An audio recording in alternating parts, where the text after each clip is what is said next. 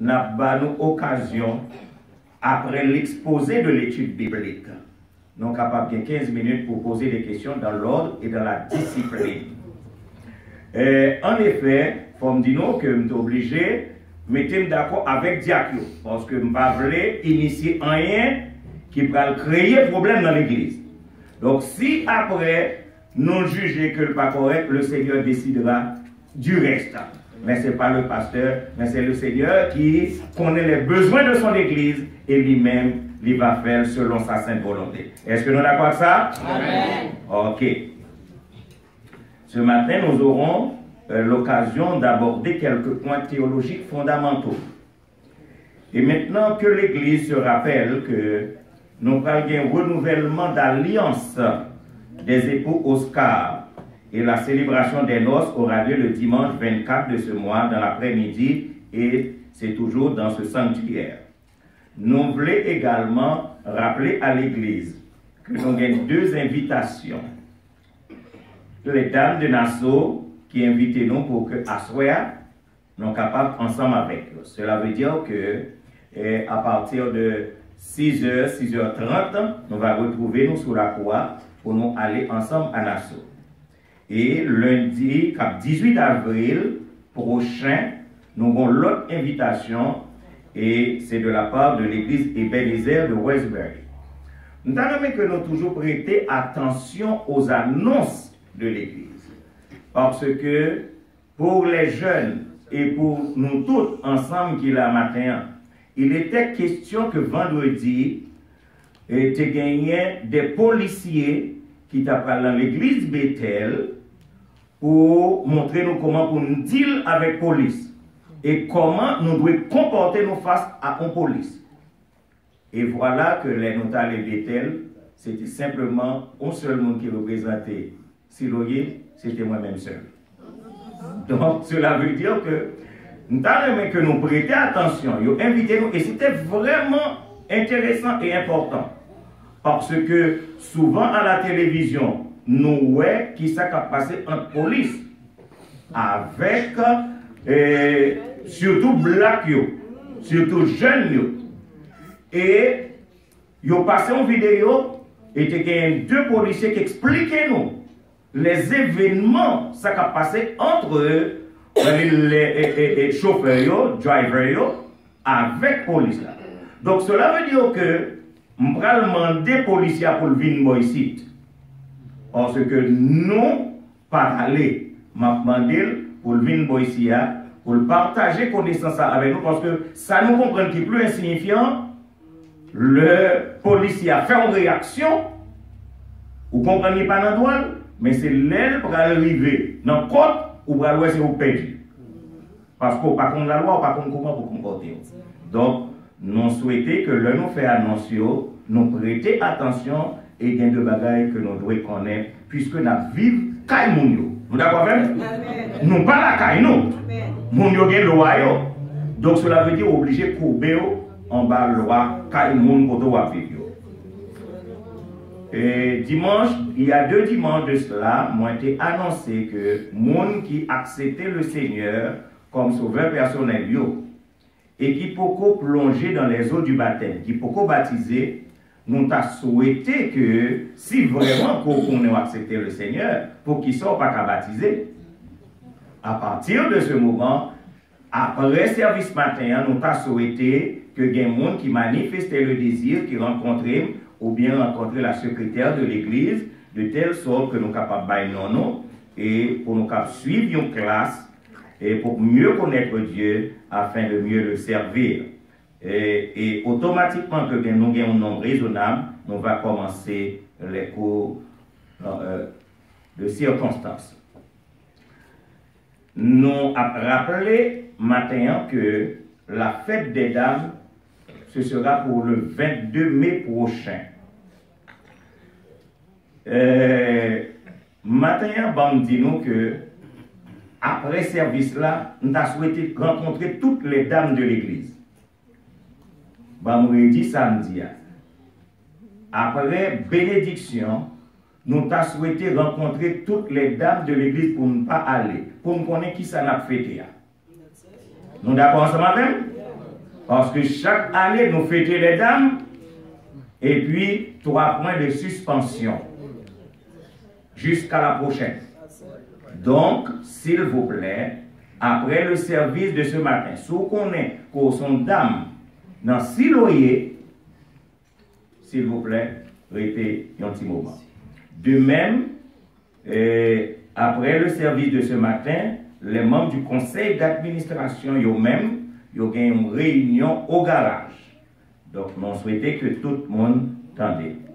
Priez les uns pour les autres, priez pour les malades. Je ne vais pas citer non, parce que lorsque citer non, s'oublier ça est capable de faire jalousie. Et nous connaissons. S'il vous plaît, priez pour eux, visitez eux, encouragez eux. Et songez également à prier continuellement pour ces loyers. Mais surtout, comme moi toujours dit chaque dimanche, nous ne pas contre qui est Jésus-Christ à venir. Pensez qu'il peut passer l'éternité. Alors, bon dimanche, que le Seigneur vous bénisse et qu'il vous garde. Merci, pasteur nous annoncions. Maintenant, avant que nous tendions à manger spirituel que mon Dieu vient pour nous matin, nous allons chanter le numéro 294, nous Chita. Puisqu'il y a 2 façons de chanter ça, que fatigué, lassé du péché, assez souffert, je puis donner la paix et le repos, me charger de vos fardeaux. Nous allons obligé de changer le cœur fatigué, lassé du péché, assez souffert, assez cherché. Je puis donner la paix et le repos, me charger. Nous allons chanter de façon ça, de préférence à la gloire de Dieu, avant même que nous passions à pasteur nous, pour nous partager le pain quotidien que nous avons besoin pour nous manger matin. Amen. Amen. Voilà, Soluna.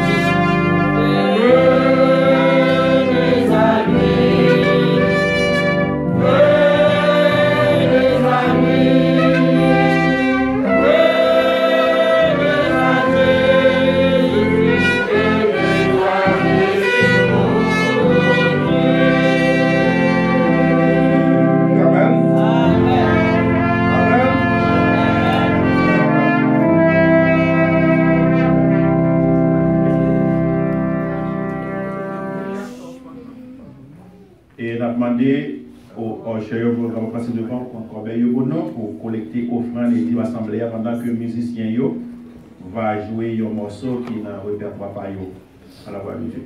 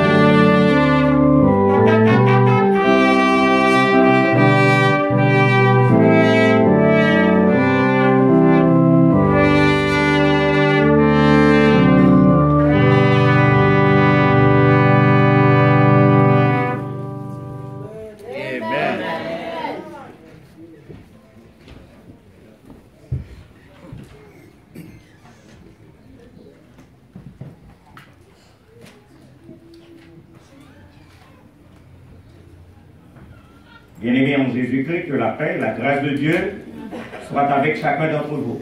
Amen. La parole de Dieu déclare, ce que Dieu veut, c'est pas que le méchant périsse, mais qu'il se répande et qu'il se détourne de ses mauvaises voies. Et texte que nous avons lu matin, dans Psaume 32, le verset 1er, il est écrit « Heureux celui à qui la transgression est remise, à qui le péché est pardonné. » Et au verset 2, « Heureux l'homme à qui l'Éternel n'impute pas d'iniquité et dans l'esprit duquel il n'y a point de fraude. » En effet, maintenant, nous avons aborder avec nous 4 points théologiques fondamentaux. 4 concepts théologiques d'importance, puisque d'ordinaire, nous entendons parler de eux, mais nous pas essayé d'entrer à fond là-dedans. Ces 4 points théologiques, c'est premièrement le péché, deuxièmement la repentance, troisièmement la confession et quatrièmement la grâce. Ce sont des termes que nous utilisons très souvent dans l'Église. Mais est-ce que nous essayons de comprendre en profondeur chaque mot qui ça signifie pour le chrétien, de telle sorte que nous sommes capables de mener une vie qui conforme à la volonté de Dieu? Parce que nous confrontés à ça, aurait la connaissance intellectuelle. Et la connaissance intellectuelle, elle est nécessaire. Mais la connaissance intellectuelle n'est pas suffisante. Et c'est l'une des raisons pour lesquelles moi invité l'Église à la connaissance biblique et spirituelle. Je dis 2 mots, connaissance biblique et connaissance spirituelle. Est-ce que nous entendez bien? Parce que pour qui ça, moi lié connaissance biblique et spirituelle, parce que quand pile monde qui lit la Bible, il y a même qui arrivait à étudier la théologie. Ils ont un diplôme en théologie, cependant, puisque ils n'ont pas la connaissance spirituelle, puisque ce n'est pas le Saint-Esprit qui a guidé, ils ont viré la Bible tête en bas.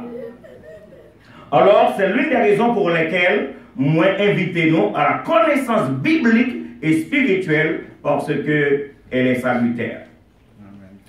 Donc, le premier point que nous voulons aborder maintenant, c'est le péché.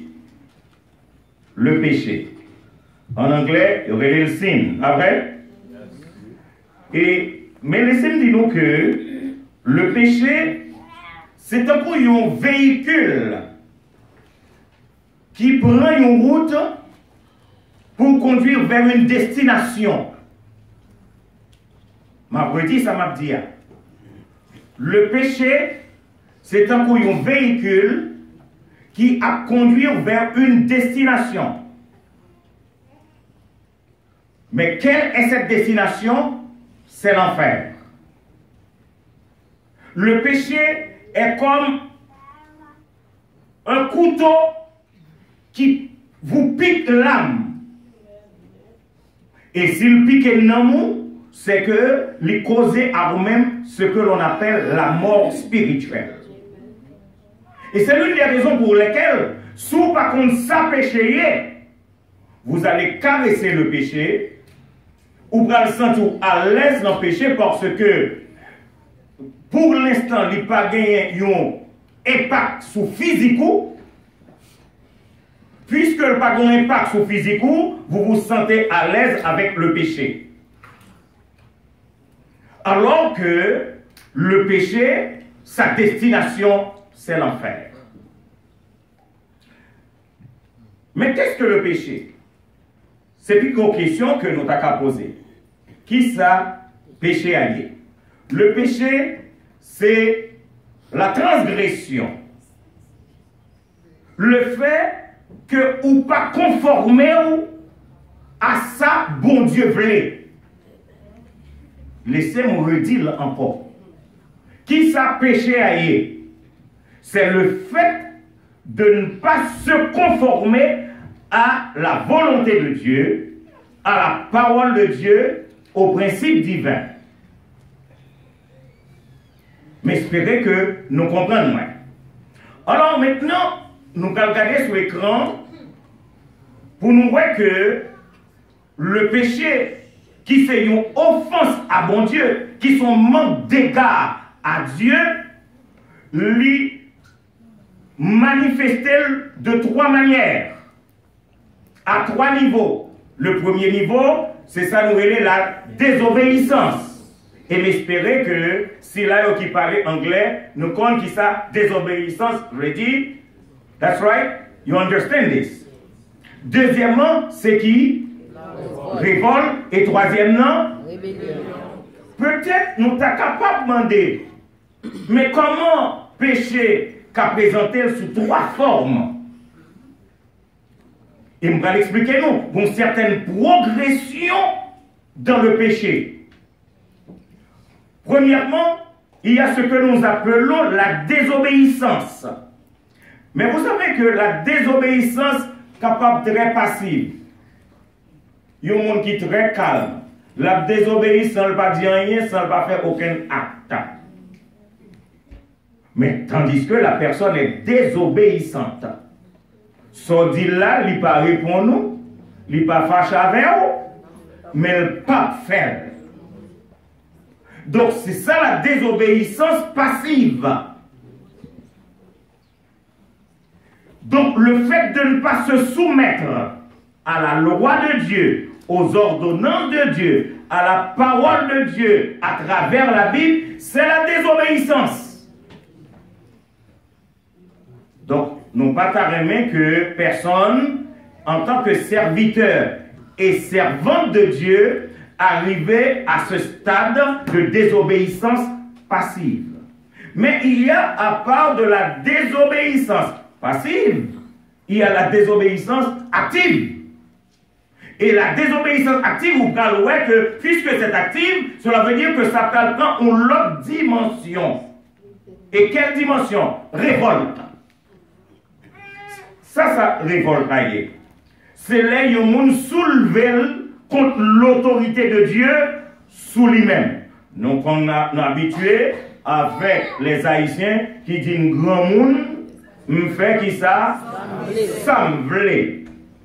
Me pas arrêter à monde. Et à partir de ce moment, la personne se révolte contre Dieu. Cela veut dire que bon Dieu pas qu'à dire ça pour le faire grand monde. Combien de fois ça qu'on arrivait à des gens qui toujours dans l'église, mais qui croient que ils sont au-dessus de la parole de Dieu et ils ont fait ça, ils voulaient. C'est des gens qui arrivaient dans ce stade, ils ont dépassé la désobéissance passive, ils ont arrivé dans ça, nous les deuxièmement, révolte. Mais la désobéissance active, capable de prendre une autre dimension. Ce que nous appelons, troisièmement, la rébellion. Et qu'est-ce que c'est que la rébellion? C'est là maintenant, mon li opposer en parole et en action. Attendez bien, je fais la conjonction. Mon li opposer à la parole de Dieu. Et en parole, la voyez parole monter et la fait tout pour le corps ça le dit. La personne entre en rébellion. C'est ça, dans le langage militaire, il y aurait les mutineries. Donc, c'est les trois étapes de ce que nous appelons le péché, qui passait par la désobéissance passive, premièrement. Monde qui calme, vous voyez? Il y a des gens dans l'église, ils ne sont pas dans rien. Mais ils sont en bas chat. Et deuxièmement, les arrivés dans désobéissance active, par raison qui il y a frappé. Ce sont des révoltés. Et troisièmement, au niveau de la rébellion, parce que le monde n'a fait rébellion, il faut le faire mutinerie, il faut le démon avec. Si l'oyer, est-ce que nous là? Donc cela veut dire, comprenez bien, le péché qui mène dans l'enfer, les différentes phases que le cas prend, et pour que nous-mêmes qui comptons la parole de Dieu, n'ont pas rentré dans bataille ici là. Alors, pour moi qui sorti dans le catholique, qui était quand on passé, fait un petit temps là, nous connaissons que l'église catholique parlait de 7 péchés capitaux. Je ne sais pas trop comment ils ont ajouté capitaux derrière ces péchés, parce que le péché est péché. Mais ils croient que les 7 péchés capitaux, c'est l'orgueil, l'avarice, l'envie, la colère, la luxure, la paresse et la gourmandise. Ce sont des péchés capitaux. Et ils ont allé si loin en divisant les péchés en péchés mortels et péchés véniels. Oui, nous sommes des of course. Donc, je ne vais pas rentrer dans définition du péché mortel et péché véniel, et malgré que nous avons quitté ça pour question plus devant, mais il est basé sur un texte biblique de 1 Jean 5, les versets 16 et 17, parce que dans 1 John chapter 5, 16, 17, il est question de péché qui mène à la mort et le péché qui ne mène pas à la mort.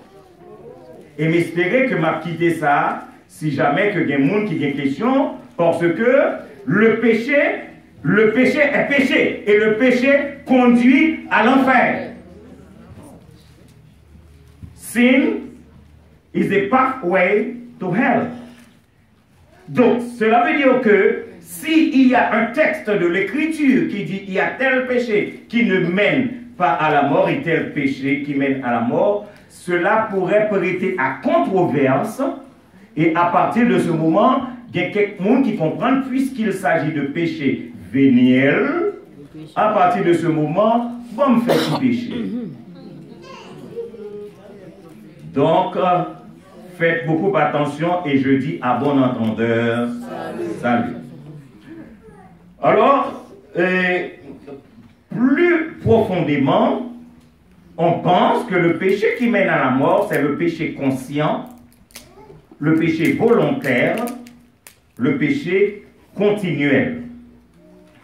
Et tandis que, en Romains 6, le verset 23, il dit que le salaire du péché, c'est quoi? C'est la mort. Le salaire du péché, c'est quoi? La mort. So you can understand when I say, sin is a pathway to qui ça? To hell. Le péché conduit à la mort. Et à partir de ce moment, nous allons aborder ce que j'appellerais les conséquences du péché. Les conséquences du péché. Et à ce niveau, je voulais présenter nos 3 cas. Premièrement, le cas d'Adam.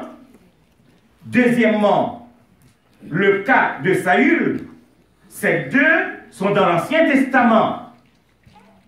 Mais troisièmement, je voulais présenter nous le cas de l'humanité, puisque nous toutes qui là, nous faisons partie de l'humanité. N'est-ce pas? Maintenant, qu'en est-il du cas d'Adam? Genèse, chapitre 3, le verset 19. Genesis, chapter 3, verse 19. C'est exactement le cas d'Adam.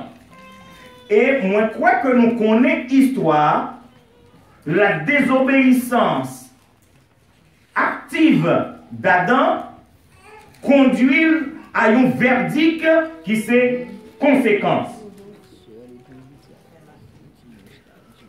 Dans Genèse chapitre 3, le verset 19, il est écrit: C'est à la sueur de ton visage que tu mangeras du pain. Du pain, jusqu'à ce que tu retournes dans la terre d'où tu as été pris, car tu es poussière et tu retourneras dans la poussière.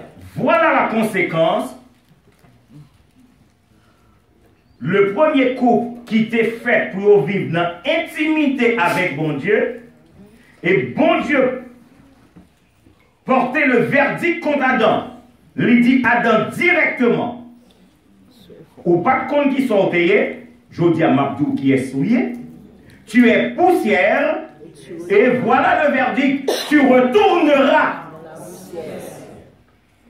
Ah, c'est extrêmement grave. Je ne pas souhaiter que personne retourne à la poussière de l'enfer. Et c'est l'une des raisons pour lesquelles montrez-nous que le péché a des conséquences. Le péché a des conséquences.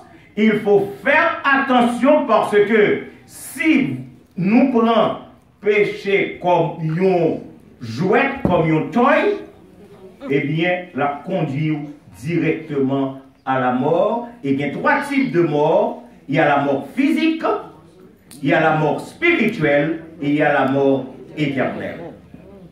Nous laissons ça pour question. Mais deuxièmement, j'ai mentionné le cas de qui est le cas de Saül que nous joignons dans 1 Chronique, le chapitre 10, le verset 13. 1 Chronique, chapitre 10, le verset 13. Nous prenons ça pour arriver à Saül. Et pour qui ça pour arriver à Saül? Et dans quelles conditions ça arrivait Saül? Et là, nous finissons le texte ça.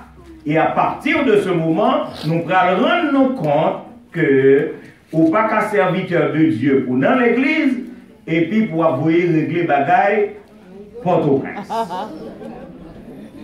1 Chronique, chapitre 10, le verset 13, nous avons aimé que nous lisons deux premiers mots que nous voyons là-dedans. Qui ça nous voit? Qui ça nous voit?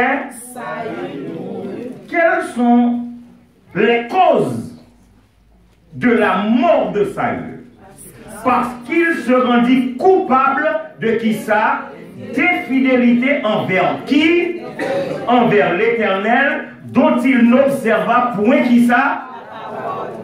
Bon, je vais retourner dans le texte là, mais espérer que nous-mêmes qui dans l'étude la matin, nous comprenons. Saül va mourir, premièrement parce qu'il n'a pas observé la parole de Dieu, il est devenu un infidèle.